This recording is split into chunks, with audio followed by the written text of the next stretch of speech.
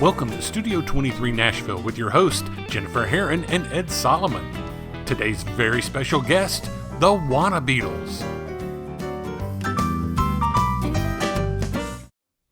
Well, hello and welcome to Studio 23 Nashville. I'm Jennifer Herron. We have an amazing, highly awarded group with us that pays tribute to one of the most iconic bands of all time. But first, I got to let you know who's with me today.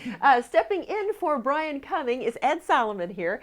He is a member of the Country Radio Hall of Fame and a former business partner of Dick Clark's. They ran a group of radio networks together. So pretty impressive to have you sitting here with us. Glad to be here and talk about my favorite groups. Yeah, you were one of the original fans. You were there when they formed over a decade ago, right? The Mexicali Grill. That's where it all happened. A Mexican restaurant. And when I first met most of these guys, I didn't know them as Brian and Dennis and Nathan and David. This guy I knew as Gringo Starr. Now tell me about that. Yeah. Well, it was we were in the middle of a set one day, and Jim, who was previously with us, he introduced the band, and he said Juan, Jorge, and Pablo, and then he looked at me and he said, and Gringo. And I was so insulted. I just about threw a stick at the man. The reason for that, he did it on purpose because he knew that I'm Cuban born. So it's like, I'm not a gringo. I'm supposed to be calling you a gringo. But it was beautiful, and there were many moments like that we experienced. Well, you know, this is what happens in a town like Music City, USA, where it's renowned for having some of the best musicians in the world making their home right here. And when four of them get together and focus on the music of the greatest band of all times, the Beatles, you got meet the WannaBeatles. Emphasis on wanna. Yeah, how did that name come about, though? It wasn't originally the WannaBeatles, was it? The genius of Dennis. Well, we thought about many names. The frozen fish sticks sounded good for a while. But then we were playing at that same Mexican restaurant. We didn't have a name at the time. And we put it out as a contest. We said, send us some suggestion for names. And a local actress here in Nashville, she came up with the WannaBeatles. And she's been looking for a commission ever since. And you're not going to get it. Now, I mentioned that Ed is one of the longest standing fans. I mean, he should be the president of the fan club for the WannaBeatles. But Ed's love for these guys goes back even further. Well, with Dennis, right? I knew Dennis a long time ago. I was in New York programming a country radio station, WHN, and Dennis was working with a group of, well, let me say, sketchier musicians who did a country album, Sesame Street Country. And I remember going to see him at the Sesame Street studios and bringing artists in like Glenn Campbell and Tanya Tucker. And Dennis had the uncanny ability to take artists of that caliber and get these folks to not only interact with people like these guys, but also even sing with the Muppets and make some great records along the way. So this is how I think of Dennis. But I just found out from Jennifer that he was around making records even before then. Oh my gosh. See if you can pick poor Dennis out from this shot. I can. Dennis, how old were you in this? Probably about 8 or 9. Okay, so in case you can't see which one Dennis is, that's him right there. You look like Alfalfa. I'm sorry, you do. Look at that scrap on the back of his head. You are so cute. I love it. So was this kind of like the Mouseketeers? It's a small world, this recording? It was like any other musician situation. They got a group of kids together, underpaid them, and got them to sing. So your career started very early. Yeah. Yes. Even earlier. Really? I told my folks I wanted to be on television. They picked me up and put me on top of the television, thinking that would be the end of it, but it wasn't. Poor guy. He was corrupted from a young age. But what's great about these guys is each of them are so credentialed in their own ways and have just amazing pedigrees. And that's why they're able to do such amazing things that they do. You realize that they're able to do something that the Beatles themselves weren't able to do, and that's let's recreate the Beatles' later music on stage. I don't know how you guys are able to do it, other than all of your great It's talents. sitting right here. Okay, so we're giving all the credit to Nathan Burbank He's here. not going to say it. He's not going to say, so I'm going to say it because he's my proudest moment in this group. Because I'm the one who fought for him to be in this group. This guy is he's like an octopus. He splits up the keyboard and gets all these layers of sound, which is what the Beatles did.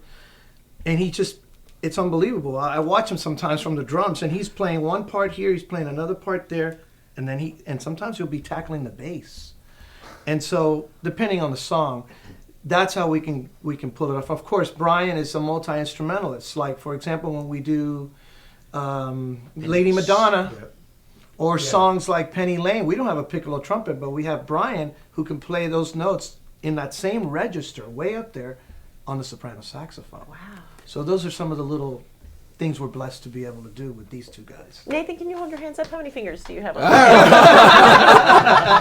It's really the marvel of modern technology with keyboards where you can split things up and you can layer them. And so Live and Let Die, I've got the bass clunking down here but then I put my thumb down and it brings in a tuba, and And things then the piccolo part. Yeah, Yes.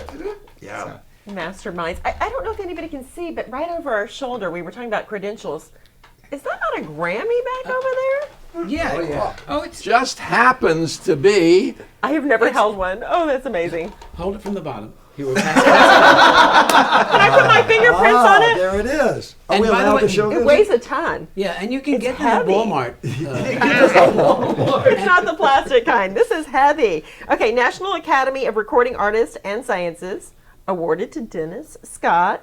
Producer, Best Musical Album for Children, 2005. Songs from the Neighborhood. Oh, wait a minute. The I'm gonna music get of something. Mr. Rogers. Okay, he's getting something to show us about this award, but And this is amazing. that's one of two that he has. Do you remember what the other one was on? The Sesame Street. The Sesame, Sesame Street album, Right, yep. right.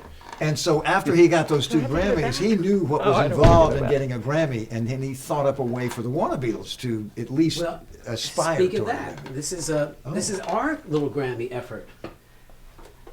Oh gosh, the Fab Band Memories, the Beatles Bond, Best Spoken Word Album. And we Now, and we even 54th know Grammy somebody who's on Awards. that. Well, I feel a little kinship with this because it is a spoken word album, and one of the people on the album who speaks words is me. That's telling right. telling some of my Beatles stories. All right. Now, isn't your picture on the cover of the album too? My picture is on the cover of the album as well. So my first professional picture that I have taken when I started in radio in 1970 is on the cover of that album. Last year the Beatles were together.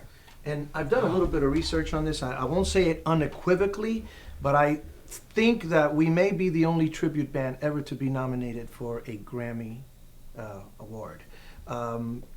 Double check me on that, but I think we may be. Wait a minute, I just checked. You're right. You're right. Absolutely amazing.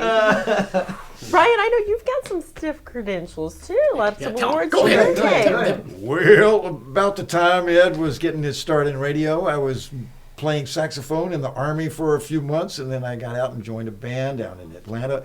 Made my way to California ultimately and joined this band called Billy Vera and the Beaters. Great One of R&B. my favorite songs at this moment by Billy Vera and the Beaters, and this man, Brian Cummings, prominently mentioned on the album, a prominent player on that big hit record, and a session guy for so many other artists out in L.A., one of those famous L.A. session guys that gets to be a part of so many hit records. Who are some of the big stars you worked with? Well, these were just very minor encounters, but I did get to play a little bit with Al Jarreau, with Anne Murray, with the Ohio Players. I didn't get to meet them. I was on the record. I was hired to come in and play. It was really a cool experience. Brian, these are people who could have anybody they wanted on those records playing those parts, and they picked Brian Cummings. So the cat It's a is sign of good. a career in tailspin. Now I'm wondering, why did you not mention Martin Mull or Shana Na? Because I was impressed by those were two. real gigs. Yeah, those were not. Yeah, that was. I spent some time with Martin Mull and his Fabulous Furniture, which was a really fun thing. Martin was really, like Dennis, as much a comedian as he was a musician, and obviously a talented actor too. And Sha-Na-Na, really a lot of comedy in that, and a lot of great music, and a lot of theatrics. Tell them who you met when Who you you were met? That's with the one I was Martin. thinking about. Oh, yes. You have to share that. Martin Mull is kind of a fearless guy. He really aimed for the big. And when we were recording his album in New York, it was the record plant, which had 2 different studios. And in the other studio, Martin Mull was in one, John Lennon was recording his solo album in the other. And Martin said, hey, let's go meet John Lennon. And he just got on the elevator, went up there, and John Lennon was aware of Martin Mull at the time, and he wasn't a huge, celebrity in the 70s like he was in the 60s. So it was okay to go in. It wasn't a big event. But Martin just took me in there, and I was able to stand next to Martin and say, how do you do, Mr. Lennon? Oh, my goodness. Or something that was as harmless as I could make it. So just kind of a hello, greeting, shaking hands? Yeah. No more conversation? Oh. Yeah. That's No more than we photo? got. Yeah, it's more than we got. Oh, you're right. This is before cell phones. Right, exactly, when we had a camera on us at all times. What a Although when memory. we did the Huckabee show, because we went up to New Oh, York. that's right. You You did went take to the me. record plant. He We was went so to- happy to take me up to the record yeah. plant and Yeah. show me, and we got to meet some. Who was there? Not Snoop Dogg, some major. Diddy? Was it Diddy? Yeah, What- Puff Daddy, yeah. But yeah, they were there. They were recording. And I'm thinking like, here I am with Brian Cumming. He's showing me the record plant. Yeah. Oh, that was. It was awesome. It was awesome. Absolutely amazing. I've been enjoying these stories. They're absolutely amazing, but we have to hear about this music we've been bragging on, right, Ed? Well, if they wanted to be like the Beatles, the one thing the Beatles did was write their own songs. And these guys followed suit to do that. One of my favorites is one that Dennis wrote. It's called in 1963. In 63. It was a good year. We, how did that come about? We were doing a gig in Virginia Beach, actually playing with Symphonicity, which is Virginia Beach Orchestra. And they were having their 50th anniversary in The that town year. of Virginia Beach That's was right. founded in '63. In '63, correct. So they asked, could we do something special? So I said, well, we can try. And we came up with a song which was very nostalgic, and now we use it at the beginnings of some of our shows. Would you like to hear it? Yes. Well, okay. Well, okay. Come on. Let's go.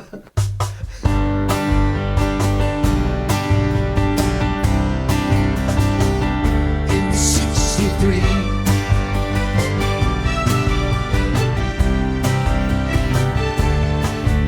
In 63. The times they were changing in ways we couldn't even explain. In 63. Our world had lost a leader and we could only live through the pain. Only 35 cents for a gallon of gas. The cars we drove were really built to last. A simpler time and kinder place to be. In 63.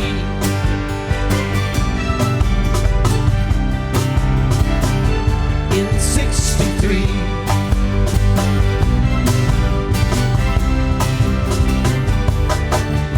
In 63. We sat and laughed at Lucy and Lassie, really captured our hearts. In 63. We played out in the sunshine and stayed outside until it was dark. We put a man in a can, launched him out into space, while the world still moved to a slower pace. And freedom never, ever felt so free. In 63. My little town in America, we were changing day by day. My little town in America, we were really on our way. We were coming into our own. Now look and see how we've grown. In 63.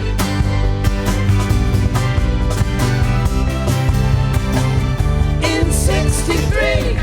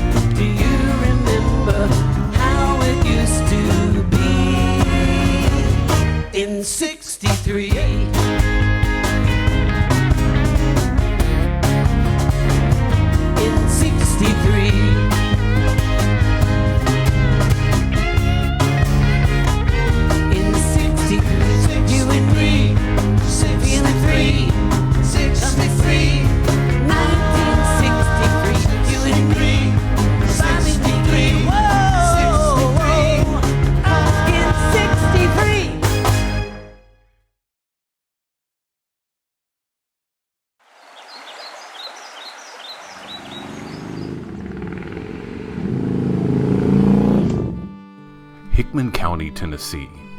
It feels a lot like home, or how home should feel. Come by, sit a spell. Soak in the goodness that inspired Minnie Pearl to write about this special place. Visit Hickman County, Tennessee's hidden treasure. Do you want to win friends and influence people? Don't buy a book. Advertise on Studio 23 Nashville. It's easy. Just contact us at studio23nashville@gmail.com. Welcome back to Studio 23 Nashville. And I think Ed Solomon, our guest co-host here, said it best. The music they write fits perfectly with the tribute music that was the Beatles music, right? These guys have the ability to write and perform original music in a style very much like the Beatles, so that when you see a WannaBeatles show and they do an original song in the show, half the people are saying, "Well, what album's that on? I don't remember that." But it is so good and so in the Beatles ballpark that it sounds like it could have been a Beatles cut. That is very much a compliment, guys. Very much. Very good. Yeah, Yes. very impressive. What a great talent. Well, one thing we did, the Beatles, two of the Beatles anyway, wrote songs about their hometown. Paul wrote the song Penny Lane, and John wrote the song Strawberry Fields Forever, which is about that orphanage. And I've been there, and I understand why he wrote that song. When I saw that place, I got it. It's this beautiful place. I'm sorry. And David and I have both written songs about our hometowns. Come to Key West. Come to Key West. And I wrote the song Bristol Lights. It actually was inspired because Bristol was celebrating, I think it was its 200th anniversary. And they put out the word, and my parents let me know about it. Hey Nate, they want a song for the 200th anniversary, and they're having a competition. So I wrote this song and entered the competition, and I didn't win. It's sort of like our destiny not to win. You're saying we got the leftovers? Yes, Yeah. the leftover. But anyway, it helped me to get in touch with my inner feelings. I think people who've grown up in small towns lots of times have a real deep sense of pride about it.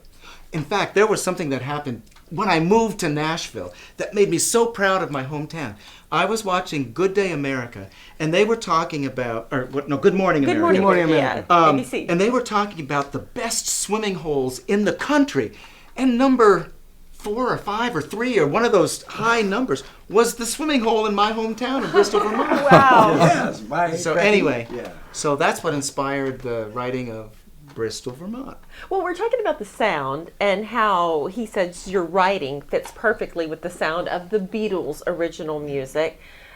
What drew you into this group, though, Ed? Because he told me he was there from day one at the restaurant, Mexicali restaurant, and he said, I followed them all the way. I am a true fan. He's a very lonely man.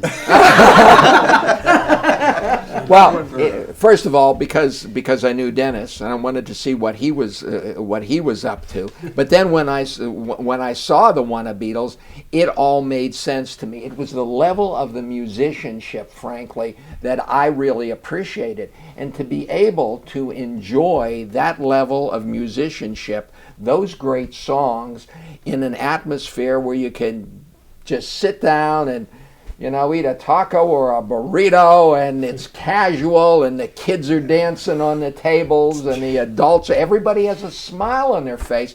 This was really neat.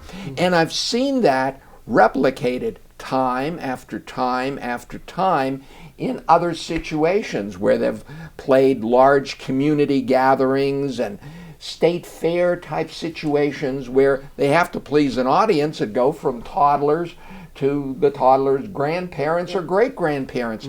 And this combination of the hit music and the musicianship and sounding to people just like the record. Now, these guys don't look like the Beatles, but if you close your eyes, they sure sound like them. I almost hate to call you a tribute band, though. Would that be considered an insult, a tribute band? Because you do have your original music and you do have your identities and you bring a new life to that Beatles music, I feel. And once you see the group on stage, you just get a different experience than just performing songs. There's really an energy, and I mean, really, in addition to the Beatles, one of the biggest influences on Dennis was Jerry Lewis. Oh. Okay, not Jerry Lee Lewis. No, You're right, talking no. Jerry Lewis. Well, Okay. the showmanship and the professionalism of Jerry Lewis, Yeah. which was absolutely amazing.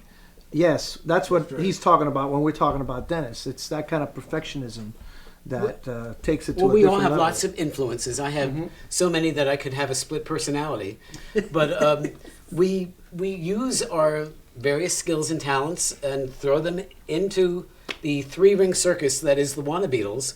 And mine happens to be some impressions that I do, and these guys are nice enough to tolerate me. Impressions during Beatles songs. Oh, no. Yeah, you got to hear Seriously. that. Oh, this is great. So, what kind of Okay. impression would you do during Oh, what don't kind get of him song? started. Give me an Don't idea. get him Give me an started. idea. Okay, I want to Jimmy see something. Stewart. Okay. Hey, Jude! don't make it bad. Willie Nelson. Oh gosh, I got to see this. Okay. Willie Nelson. Take a sad song, make it better. And my all-time favorite is what's her name? Carol Channing. Carol Oh, Channing. no. Remember to let her into your heart. And you know, And I've been Richard listening Nixon. to this for 10 years, yeah, and I it's so still good. crack up on stage when he goes into that. Oh, But in addition to the musical talent, the guys in the group refer to you as the Brian Epstein of the WannaBeatles. And that's because you're pretty good at doing the business part, too. yes, yes. It was tough getting you on that album, too. Yes, I was here, I think, before you hung up the phone. Well, it looks like you're doing good business. How many square feet in the studio? Breaking in the dough, guys. Well, it's not paid for yet. So. The bills, the bills. No, it's sort of an invisible talent unless you really know what's going on. I mean, the fact that we have a name, that we have a T-shirt, that was years ago, but it's all the little steps that Dennis saw to take. The Grammy nomination. I mean, on and on and on. The reason we're here and have a story to tell. And the fact that nobody else wants the job. There you have it. That's so true. It's a tough job. It really is. It's a tough job. It's a labor of love, and may God strike me dead if...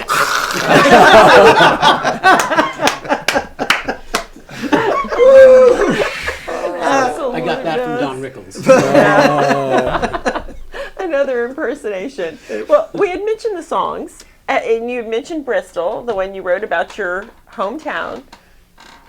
Would y'all play it for us? Sure.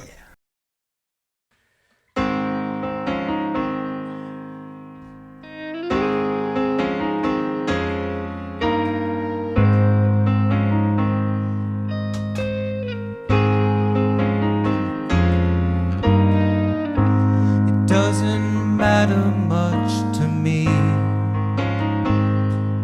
if the world will ever recognize the things that I hold dear,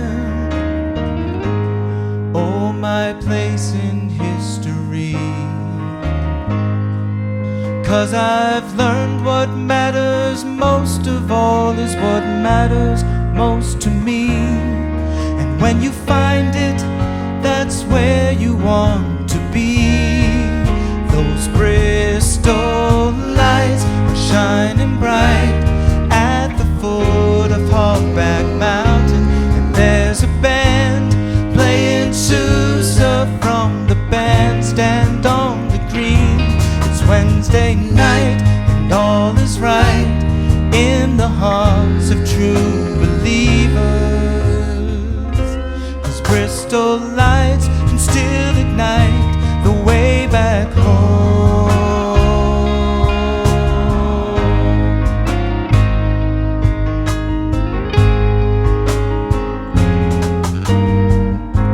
They may make towers touch the sky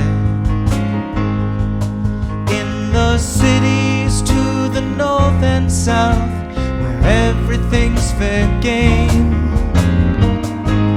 That's where culture's more refined, and where everyone knows what to do, but no one knows your name. And so you drift back to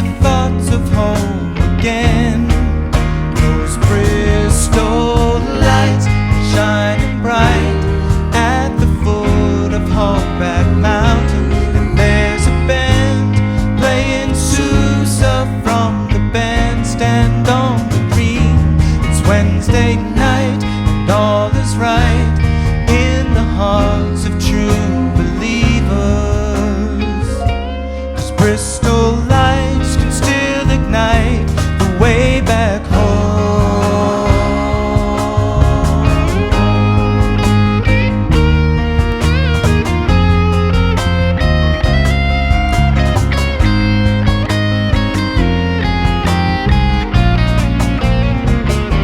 It's Wednesday night and all is bright in the hearts of true believers.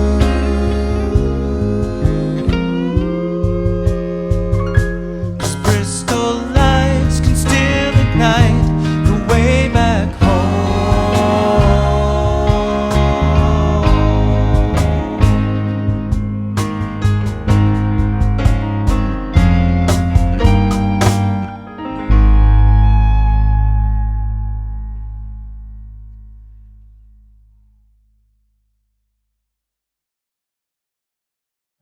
Straighten up and find a right. Now available, Come Out Swingin', the new CD by the Brian Cumming Jazz Quartet.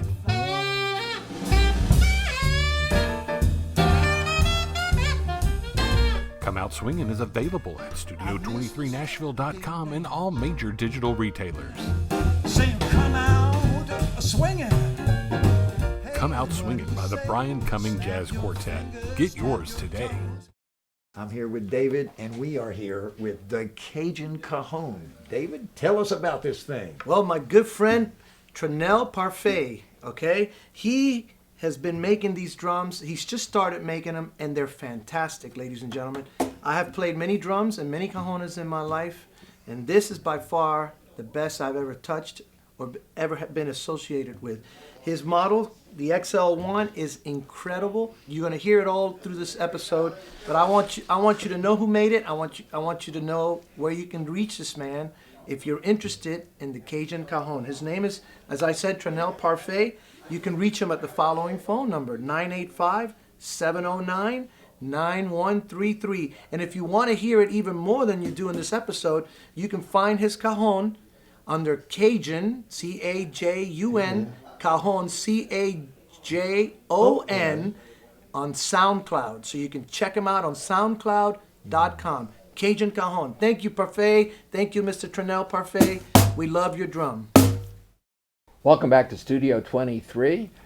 I'm with Jennifer Herron, and we're meeting the WannaBeatles. Hey, we're meeting the WannaBeatles. Let's go back to my first meeting with these guys. I was working at a TV station in Nashville, Tennessee, and they sent me out to interview this group about a great song they had written called Oh Betty, with a whole campaign, right, surrounded by it? Yes. Fill some folks in on this. Oh, Betty. Shouldn't we go back to let people know why Betty came into our lives? Oh yeah, it's a long story. Make yourselves comfortable. Betty White, we're talking about. But that is part of the Grammy story. We were talking about Dennis having won Grammys. Okay, Dennis got an idea for a way for us to make an album that would be nominated for a Grammy, but not in competition with a lot of other music albums. So he thought, let's do a spoken word album. Ed has mentioned it. Ed is on the album. And so, as Dennis got the plans underway, he thought, you know, it might really help if we, as a Beatles tribute band, could connect with somebody who is connected to the Beatles. And he came upon the idea of George Harrison's sister, Louise Harrison, who is still alive and still promoting the Beatles. And so Dennis contacted Louise. Is this right? You tell me the story. No, and he got a hold of her and got her involved in the process. She was going to co-host our album. And then there was a little bit of an internet announcement about Louise being involved with us that was worded in such a way that affected Louise in a negative way because it did not mention the band that she was affiliated with. Is this right The so Liverpool far? Legends, yes. Yeah, there's a band that she works with called the Liverpool Legends, who are an excellent Beatles tribute band. And so the little press release that was about Louise and the WannaBeatles did not portray her relationship to the Liverpool Legends the way she had hoped it would. And so the next thing we knew was a phone message that Dennis received right here in his home. And Dennis can tell you what that was like and how he felt. and what he did about it. We overcame it, but the With lots phone of message grace. is a classic piece of WannaBeatles history. What happened? Well, I was so thrilled to talk to Louise Harrison. This is the closest I'd ever gotten to a Beatle. I said, this is it. This is my moment.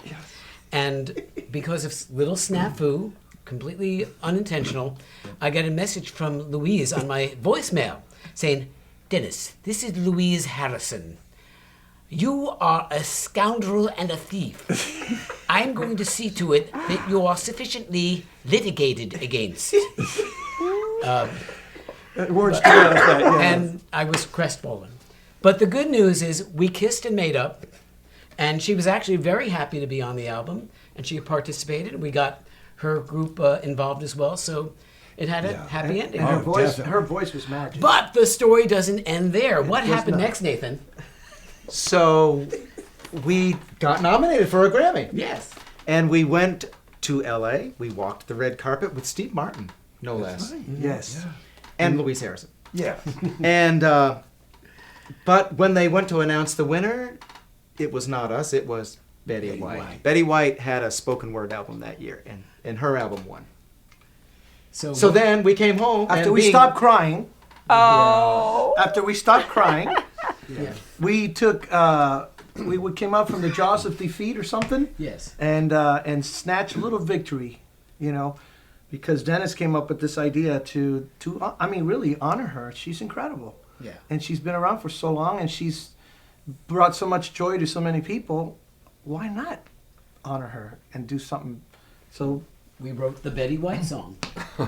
And she's heard it, and she loves it. I think you have a picture Yes, of it. there. autographed picture from Betty and her dog. Yeah. So, and now it's and there's a part of- video.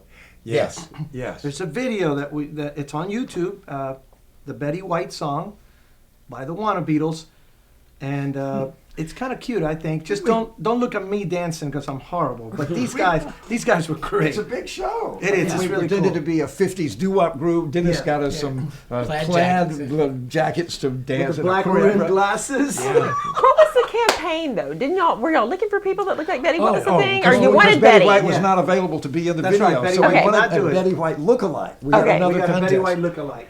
and we found one. Yeah, she was great. Yes. And we've become friends. Yes. Oh, how nice. Yes. How nice.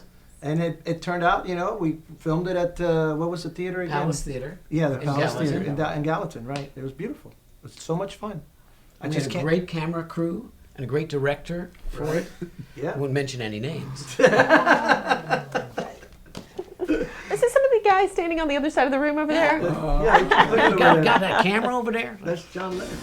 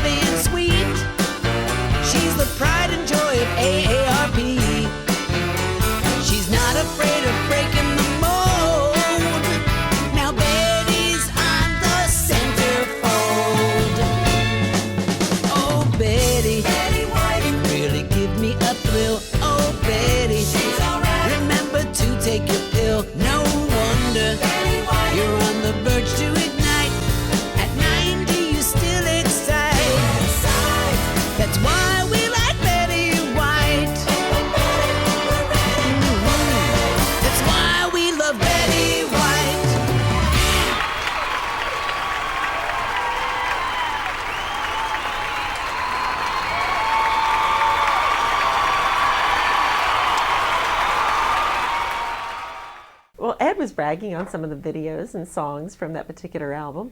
It was really great, the Betty White video, and that whole saga of how you put that thing together, as you say, making lemons out of lemonade out of the lemons. Yes. But the other one, of course, and the one that really touched a lot of people was the song that you guys wrote about wanting to meet Paul McCartney, which was also something that happened as a result of this Grammy nomination. You guys thought you might have a real good chance.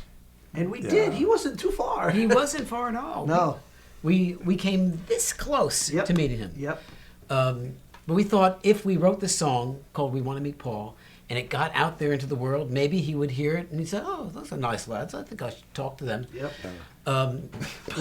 But we had a great time making that video We too. did. Oh, it was so much It was fun. in black and white, and So much fun. you hired an English car to be in the video. Yes. That's great. And we just did all these fun things that the Beatles would have done in Yes. Hard Day's Night. It had that kind of wacky style. Yep. And Yeah. it was really fun. Were y'all in the same building with him during the Grammys? Were you backstage? We were Were you this very close. close? I'd say about Yeah.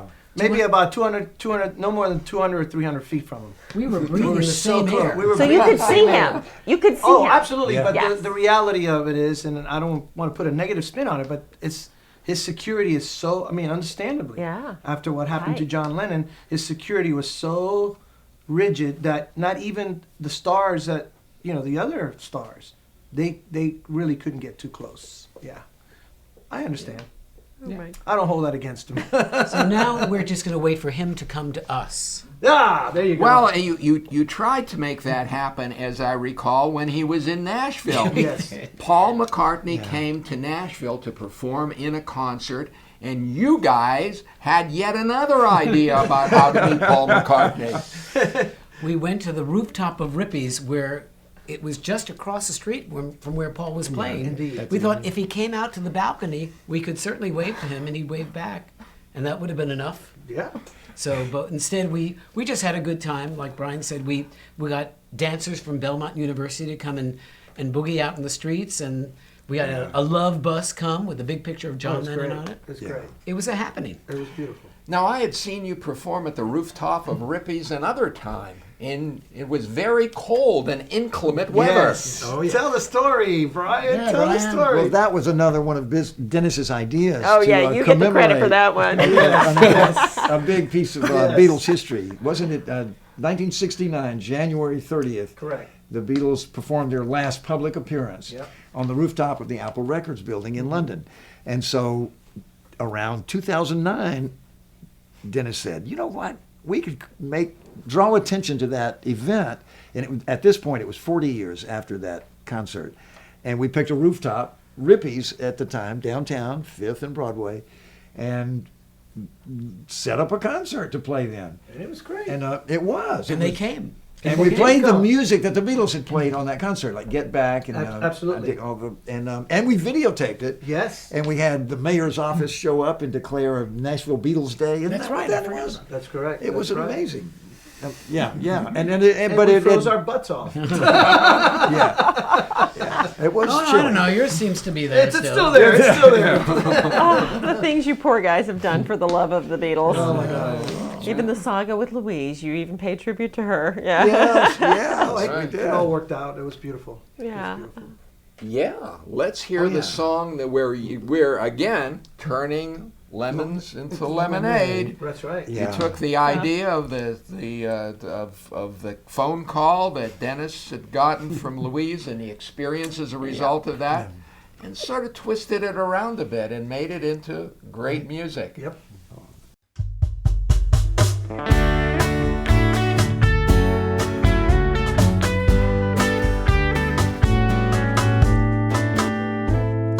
Isn't it a wonder how two can fall apart? Miscommunication, signs of separation. But I'm reaching across that river with an open invitation. Louise, Louise, how I wish I could get to you. But but so many little things get in the way. Tell me what's a boy to do?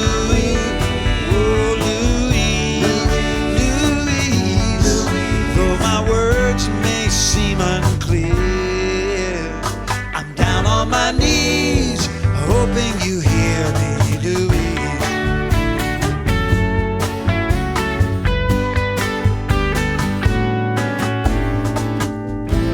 Standing by your window, it's hard to see your heart. You might tell me never, but I would wait forever, if it means that there's a good chance that we might be together. Louise, Louise, how I wish I could get to you, but so many little things get in the way. Tell me what's a boy to do? Oh, Louise, Louise, though my words may seem unclear, I'm down on my knees, hoping you hear me, Louise.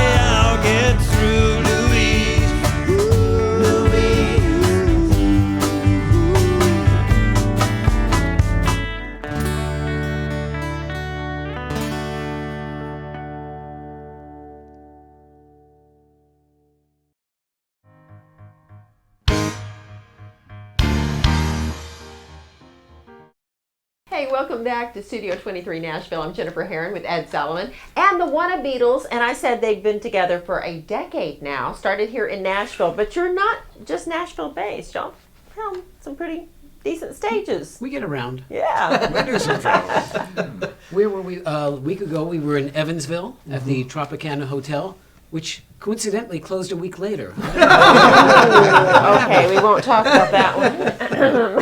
It was fun. It was Close fun. the place We down. killed the place down. Kill it.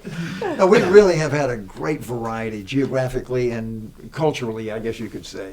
You know, Dennis has been responsible for getting us to New York to be on national television. That was really a high point. With Huckabee. It was. Yeah. Governor Huckabee.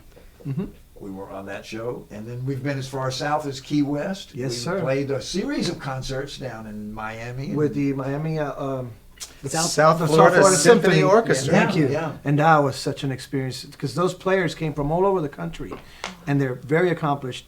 And to hear your music, and the Beatles' music, and to hear Yeah, those yeah. and Nathan, fantastic arrangements that Nathan does.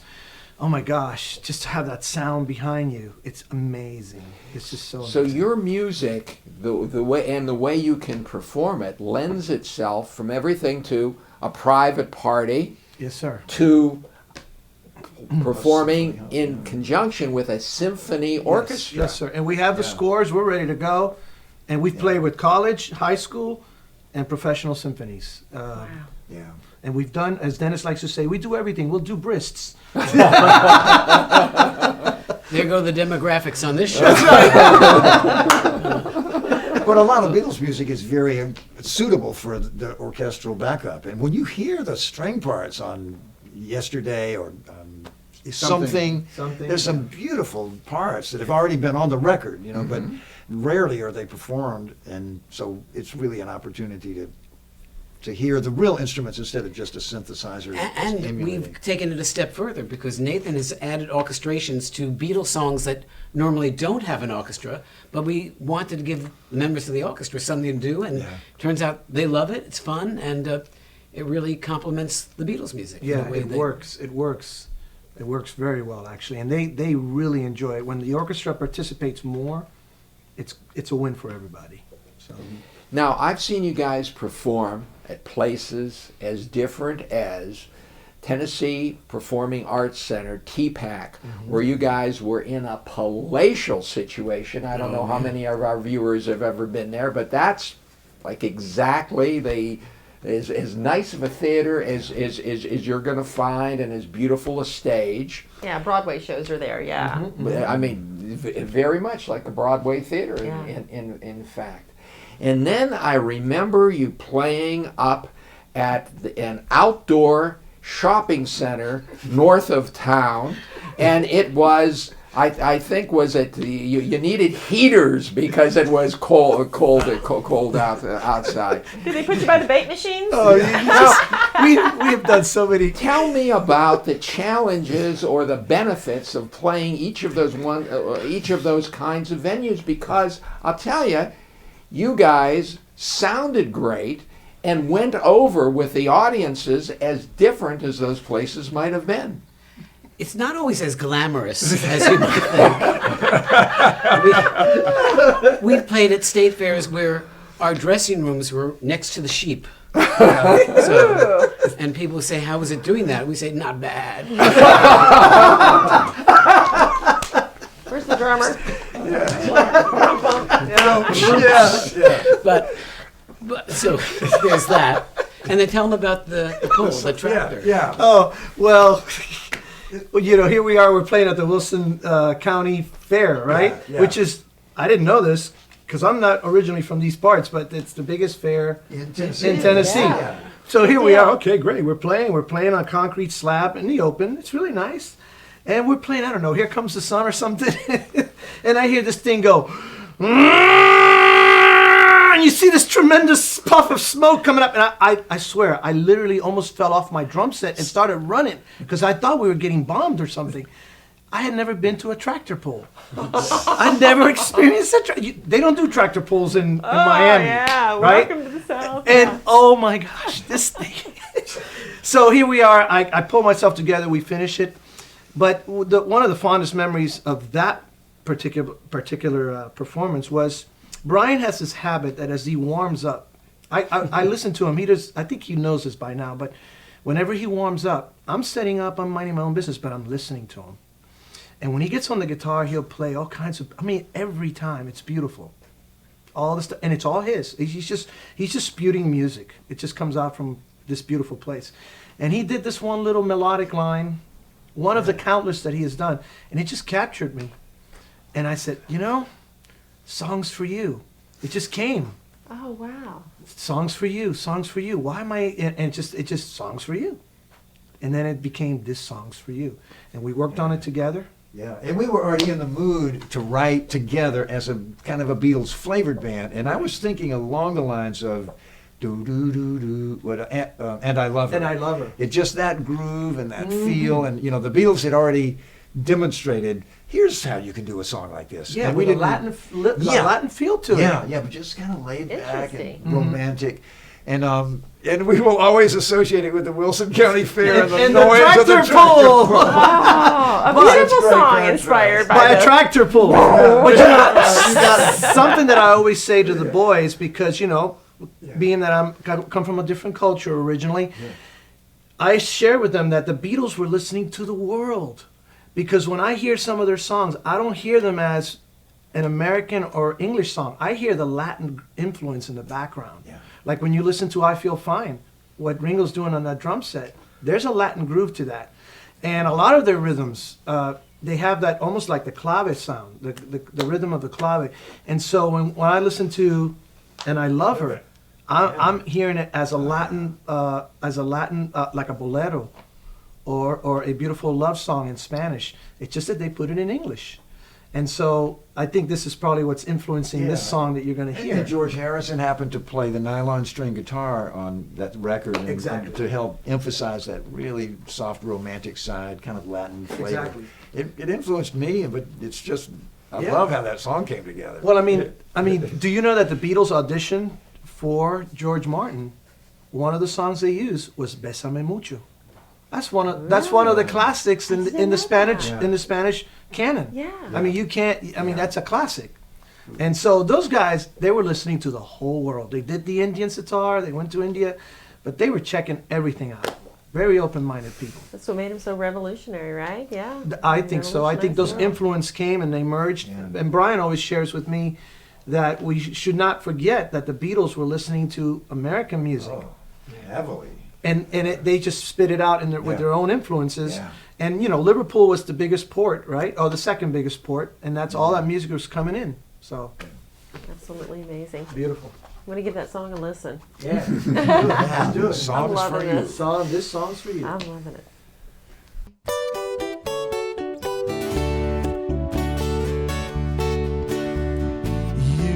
This song's for you, and only you could be my song every day. It's you to see me through and fill my life always, 'cause you can see into the better part inside of me. Can't you see that's why, whoa, why the song's for you.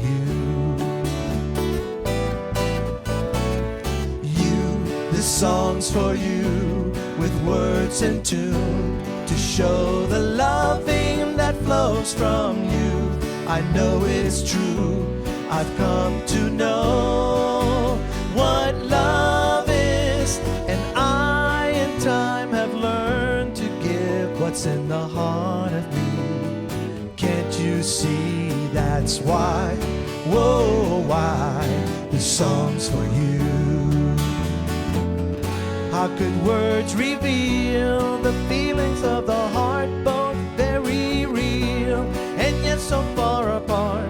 But when you hear my song, it's understood. Oh, with you, just loving you, I never knew I'd have a lifetime to live as two. It's me and you, where we belong. In a love song, 'cause you and only you could be the better part of me. Can't you see that's why, whoa, why this song's for you.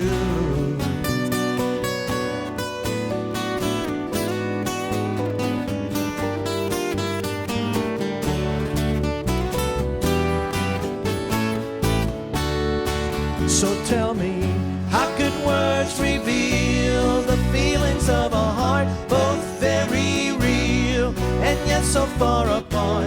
But when you hear my song, it's understood. Oh, with you, just loving you, discovering you, I keep returning to see it's you, forever you, who leads me on with a love song, 'cause you and only you could be the better part of me. So won't you please be with me?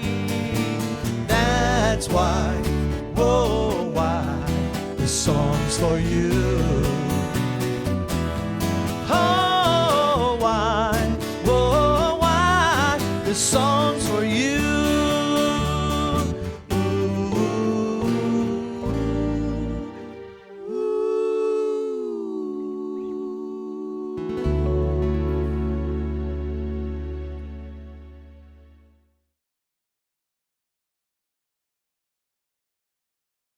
What are you guys up to? We're up to here. This is a special moment where we don't know what we've been up to. That's right. That's right. No. We're on the road, we're traveling, and we're playing closer to home in Nashville, Tennessee, and we have a website which lists all our concerts. And we go to that website because we don't know where we're playing. So we go, oh, look, here's where we're going to be. That's right. Well, we're going to Florida next month. That'll be nice. That'd be nice. Yeah. Tell them where we would find this website. www.thewannabeatles.com. www.thewannabeatles.com. And you have to have the word "the" in it, otherwise it takes you to a band in Norway. Yes. So- With one page, it doesn't do anything. Yeah. So, And Beatles has one T. correct. One T. The Wanna Beatles. And we also have on that website, as he suggested, we have our tour schedule and our concert schedule. If only we had a Facebook page. Oh, we have a Thank you very much. Thank you for reminding me. We have a Facebook page. Please come and visit it and like us and say hello and share with us your thoughts. And people often tell us, hey, we'd like for you to come over to our town. And we try to go as far and wide as we are able to.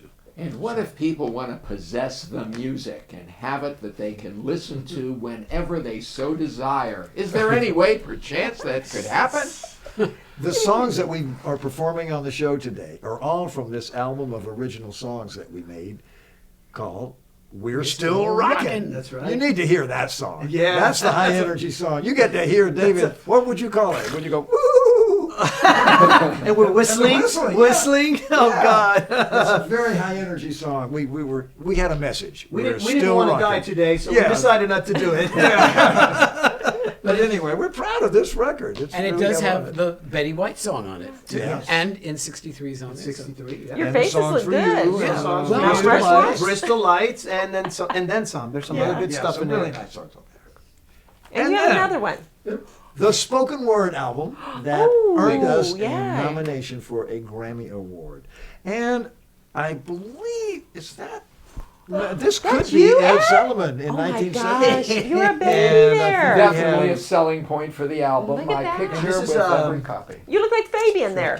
Phil Okay, Katie. yes, we have. Janice There's Ian. Dennis, right? Dennis Scott There's himself. Dennis and Janice And Ian. Janice Ian. And And they've a got number a- of other friends of ours. Yeah, they've got a that- young me at the age of 12 inside on the disc. So For